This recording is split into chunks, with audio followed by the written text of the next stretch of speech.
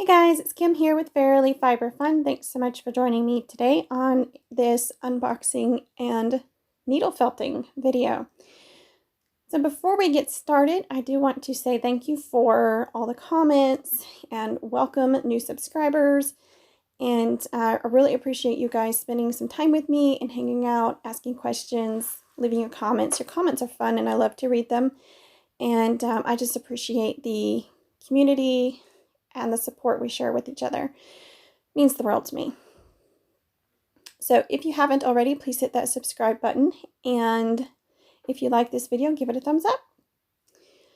Okay, so this is the sheep that came already felted as an excellent example of what a felted sheep should look like if it's really well done. As a newbie needle felter, I was not interested in being precise and exact and perfect. So mine does not look the way Jen's looks.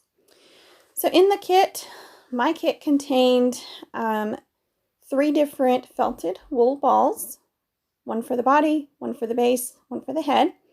I had to create the ears and I had to glue the pieces together. I did not mind doing all of this work and it was a lot of fun. My kit also came with a felting needle, which is usually an option you can select in the shop. Link to this listing is down in the show notes below, so you can go get yourself an already felted sheep or a felting kit. And if she doesn't have the kits you're looking for listed in the shop, send her a message and ask her if she would make you one. So here I am playing around with the ball, trying to get it in the right shape and get a flat spot, and needle felting the base so that it'll stand properly. And anyway, I am not going to keep talking about this. It was fun. I had a blast. And I'm just going to let you guys watch this.